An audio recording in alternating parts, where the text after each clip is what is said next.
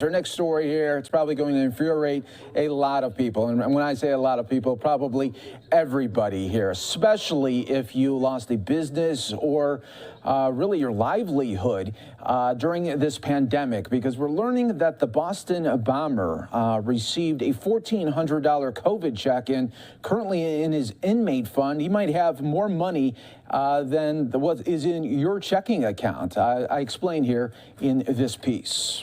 Federal officials in Massachusetts have called for convicted Boston Marathon bomber Dzhokhar Tsarnaev to hand over the $1,400 COVID relief money and any other funds in his inmate trust account to be put toward the more than $101 million he owes his victims. The motion that was filed on Wednesday by acting U.S. Attorney for the District of Massachusetts urges the court to allow the Bureau of Prisons to move all funds from Tsarnaev's inmate trust account as payment towards his outstanding criminal monetary penalties, including unpaid special assessments and restitution. But records show Tsarnaev, who is currently being held at a maximum security prison in Florence, Colorado, has received over $21,000 since his time as an inmate. Some deposits were made by the Office of Federal Defenders of New York, which put in $11,000 from May 2016 to June of 2021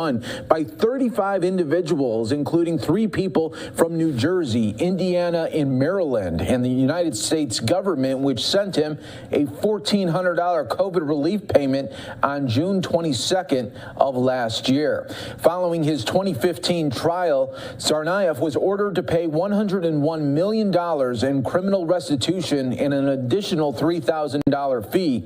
As of Wednesday, he had only paid about $2,200, which went toward the fee and not toward the victims, in accordance with federal statutes, the document states. Tsarnaev was convicted of 30 charges related to the 2013 bombing and at the finish line of the Boston Marathon. The blast killed 3 people and hurt over 260 others. 17 of the injured people lost at least 1 limb in the attack. Tsarnaev and his brother then led police on a multi-day chase, during which time Massachusetts Institute of Technology police officer Sean Collar was shot and killed. Tsarnaev's brother also died. Despite that, records show Tsarnaev's deposits were collectively worth $21,000. Only $3,800 remained in his inmate trust account as of December 22nd of last year. And Tsarnaev, although not making payments to his victims, has made payments to other third parties, the motion states. The largest payment the defendant made from his account was paid to his siblings for items such as gifts, support, and books. Yeah, that's right. He's given money to his family. These payments totaled $2,000. Tsarnaev is allowed to use money for clothes, books, and other items in prison, but the rest should go toward victim payments, prosecutors say. By congressional mandate, the United States has a statutory duty to collect restitution owed to crime victims, prosecutors said in the document, citing a lien placed on Tsarnaev's property, including his trust account after his conviction there. So a convicted bomber that murdered 3 people and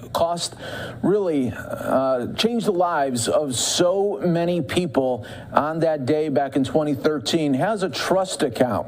A lot of people don't have as much money in their checking account as he does in an inmate trust account.